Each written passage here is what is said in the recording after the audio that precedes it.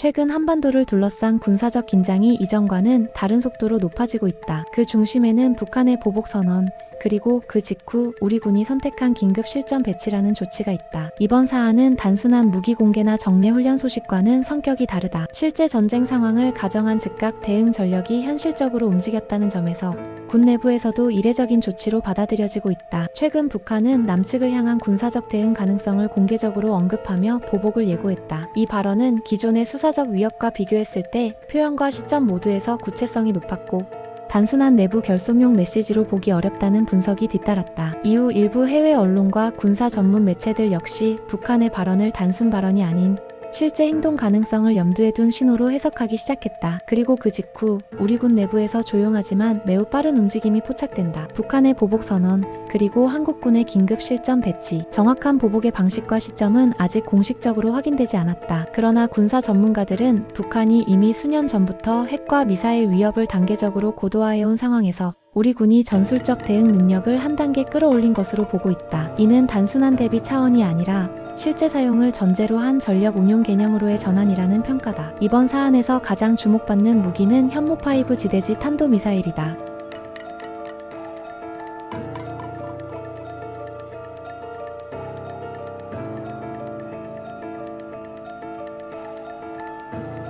현무5는 기존 현무 계열과 비교해도 성격 자체가 다르다고 평가된다. 군사 전문가들 사이에서는 이미 괴물 미사일, 벙커, 파괴용 최종 카드라는 표현이 자연스럽게 사용되고 있다. 이 무기는 단순히 사거리 경쟁을 위한 무기가 아니라 특정 목표를 전제로 설계된 전략 자산에 가깝다. 현무5의 가장 큰 특징은 사거리가 아니라 관통력과 파괴력이다. 지하 깊숙이 숨겨진 지휘부 시설, 핵무기 저장고, 전쟁, 지휘 벙커와 같은 고가치 표적을 무력화하는 것을 목표로 설계된 무기다. 특히 탄두 중량이 기존 미사일보다 훨씬 무겁고 고속으로 낙하의 지하를 관통한 뒤 폭발하는 구조로 알려져 있다. 이는 곧 지하에 숨겨진 시설조차 완전한 안전지대가 될 수 없다는 의미다. 숨는다고 안전하지 않다. 이 메시지를 가장 직접적으로 전달하는 무기라고 할 수 있다. 군 당국은 현무5를 작전부대에 순차적으로 배치하며 정부 임기 내 전력화를 완료하는 것을 목표로 하고 있는 것으로 알려졌다. 이미 야전 부대를 중심으로 실전 배치가 시작됐다는 관측도 나오고 있다. 이 지점에서 한 가지 질문이 등장한다. 왜 지금인가? 군 당국이 이 시점에 아직 전략적 카드로 남겨둘 수도 있었던 이 무기를 실전 배치까지 결정한 배경에는 억제력 강화라는 명확한 목적이 있다. 북한의 위협은 점점 더 정밀해지고 있으며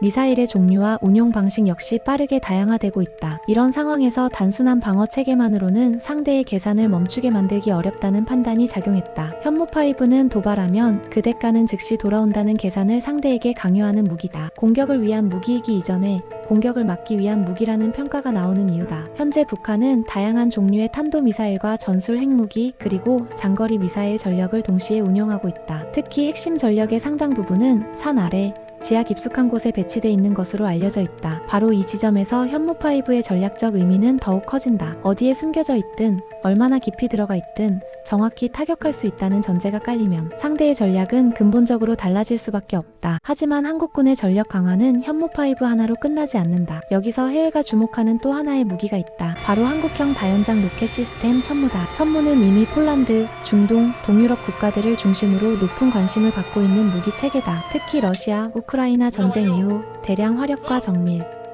타격을 동시에 수행할 수 있는 무기 체계에 대한 수요가 급증하면서 천무에 대한 평가도 달라지고 있다. 해외 군사 전문 매체들은 천무를 두고 미국의 하이마스와 유사한 개념이지만 탄종 선택폭과 화력 면에서 유연성이 높다고 평가하고 있다. 일부 유럽 군사 분석가들은 천무를 고정된 전선이 아닌 빠르게 움직이는 현대 전장에서 효율적인 화력 투사 수단이라고 분석한다. 특히 다양한 구경의 로켓과 미사일을 하나의 플랫폼에서 운용할 수 있다는 점은 실제 전장에서 운용 부담을 줄이는 요소로 꼽힌다. 이러한 해외 평가들은 한국군 전력에 대한 인식을 바꾸는 계기가 되고 있다. 과거에는 방어 중심 혹은 한반도 국지용 전력으로 인식되던 한국군 무기 체계가 이제는 글로벌 기준에서도 경쟁력을 갖춘 전력으로 평가받고 있는 것이다. 이번 현무5 실전 배치는 단순히 미사일 하나를 배치했다는 뉴스가 아니다. 이는 한국군의 대응 개념이 방어 중심에서 즉각 응징이 가능한 단계로 전환되고 있음을 보여주는 신호다. 동시에 천무, 장거리 순항 미사일, 미사일 방어 체계, 정찰 감시 능력, 사이버 및 전자전 능력까지 하나의 구조로 연결되는 방향으로 군사체계가 재편되고 있다. 탐지하고 판단하고 결정하고 즉시 대응한다. 이 과정이 몇 분 안에 이뤄질 수 있도록 전체 시스템이 재구성되고 있다. 이번 조치는 북한을 향한 메시지이기도 하지만 동시에 우리 국민을 향한 메시지이기도 하다. 현재의 위협을 가볍게 보지 않고 있으며 실제 상황을 기준으로 대비하고 있다는 신호다. 그러나 동시에 이런 질문도 남는다. 강력한 억제력은 과연 긴장을 낮출 것인가 아니면 더 높은 긴장을 불러올 것인가? 이 질문에 대한 답은 아직 명확하지 않다. 다만 분명한 것은 하나다. 한반도의 군사 균형은 지금 이 순간에도 조용히 그러나 빠르게 변하고 있다. 그리고 그 변화의 한가운데에는 현무5 실전 배치와 천무를 포함한 한국군 전력의 재평가가 자리하고 있다. 이 무기들이 실제로 사용되는 일이 없어야 한다는 점에서 그 존재 자체가 가장 강력한 경고가 되기를 바랄 뿐이다. 이 사안을 단순한 뉴스 한 줄로 넘기기에는 지금의 국제 정세와 한반도 상황은 너무 복잡하고 너무 민감하다. 이상으로 북한의 보복 선언 이후 한국군의 긴급 실전 배치와 그 의미를 정리했습니다.